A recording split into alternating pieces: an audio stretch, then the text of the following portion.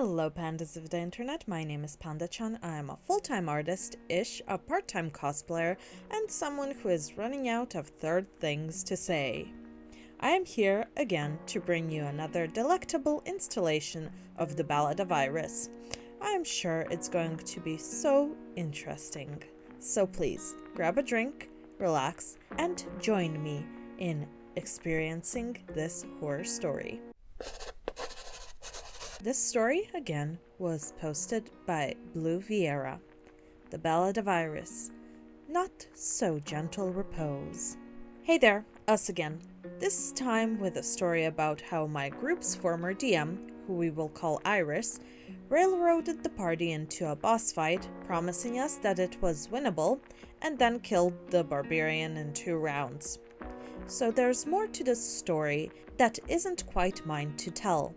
A party member is working on writing that, but the important lead up to the death of our furry friend is as follows. The group, consisting of me playing a sorcerer, our psychic, barbarian, rogue, bard, and ranger, all went to a tavern filled with criminals seeking Psychic's father, who we had been told by Psychic's aunt was being held captive there. In the first session involving the tavern, our level 4 party had to fight off around 15 bandits when they ambushed us, leaving us with very few resources for what's to come next. We were upstairs and found several cages hanging from a high ceiling above us, around 40 feet up. We couldn't identify which cage contained Psychic's father, as they had never met him, and there were dozens of people in each cage. We searched around a bit, and Bard found a series of levers and couldn't identify which controlled which, so he just pulled one at random. Instead of a cage coming down or a trap going off, this summoned an angel, and the session ended with him staring us down. The next session rolls around and we get a bit of context that apparently the thieves on the first floor were extremely incompetent and had been relying on the blessings of the angel, who they had bound to a lever for some reason, to not get caught.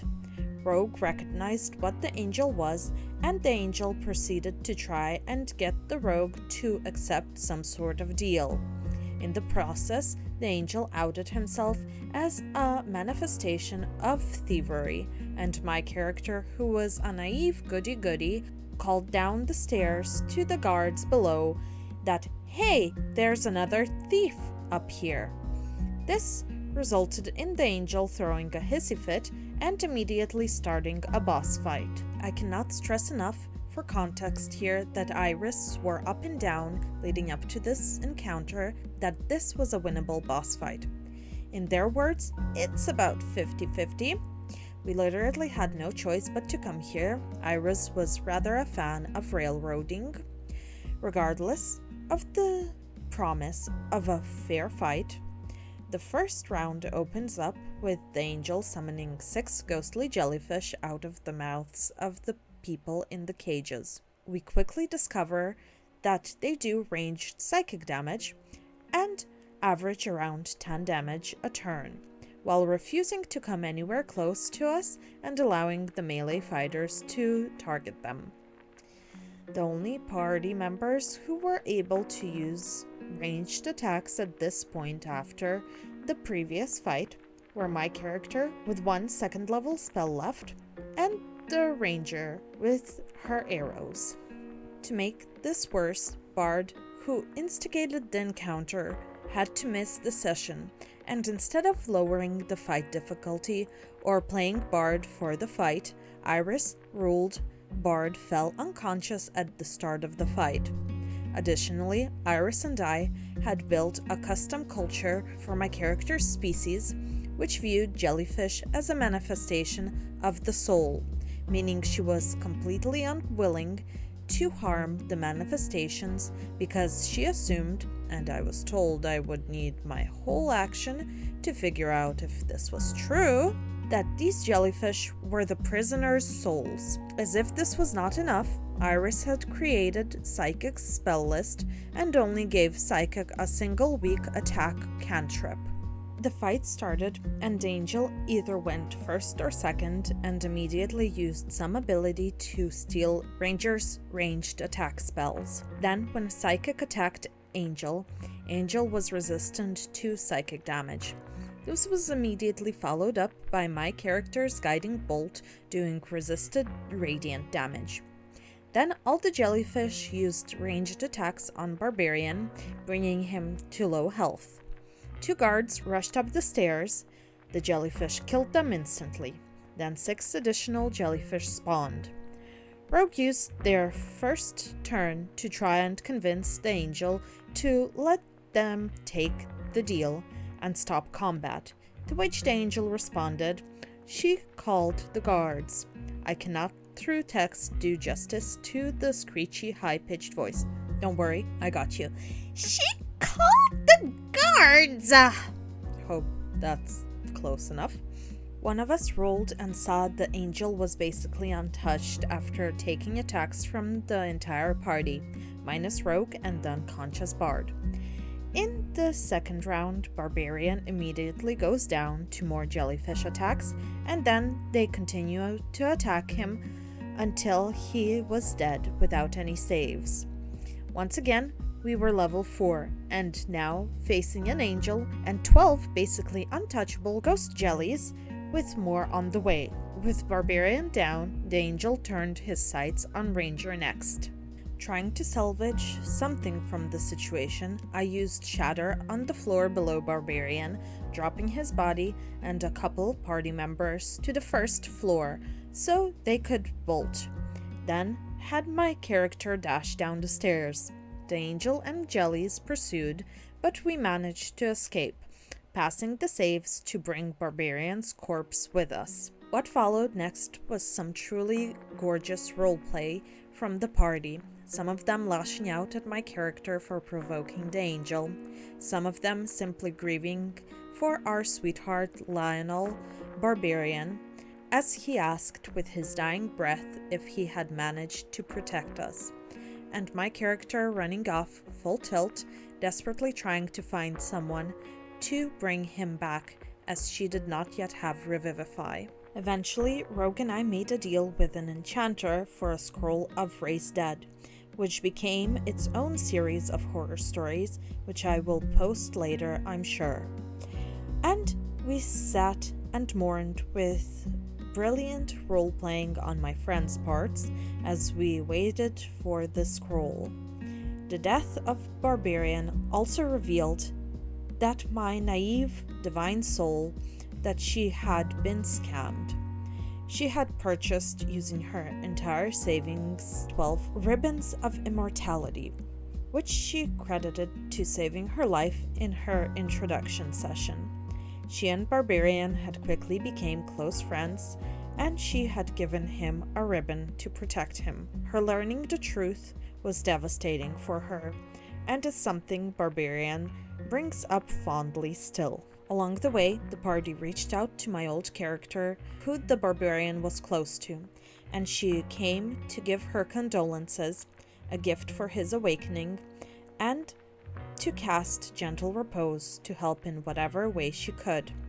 This was immediately punished by the DM. Instead of Gentle Repose merely preventing the dispersal of Barbarian's soul and his body from rotting, Iris pulled Barbarian into a private call where they explained in extensive detail how in their setting, Gentle Repose causes constant extreme torture to the soul of the body it is cast on, as it prevents from joining the circle of underworld torture instead.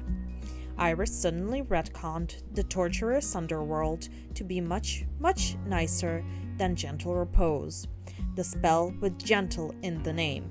Thankfully, Iris allowed me to take the spell back after all that was said, and Barbarian's player came back and explained the torture. But honestly, it just felt like punishment for trying to do something nice in character. This would later become a common theme.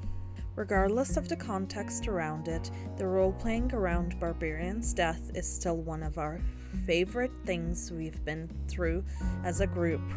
Unfortunately, much of the love of that whole moment was thrown out the gosh darn window when Iris decided to make it so that the mission that had brought us there was actually fake, as Psychic's real dad was the living embodiment of imagination and had cooked up the whole quest as a way of introducing himself.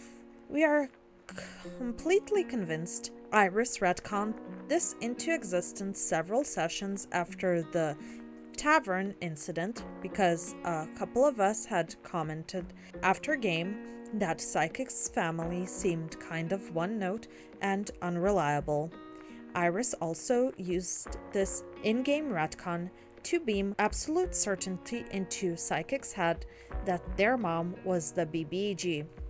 Then, not 30 seconds later, Iris changed their mind and said, "Never mind, you aren't certain." By the way, if anyone is curious, Iris showed us the boss fight sheet. I did the math. The fight was statistically unviable even if Bard had been conscious.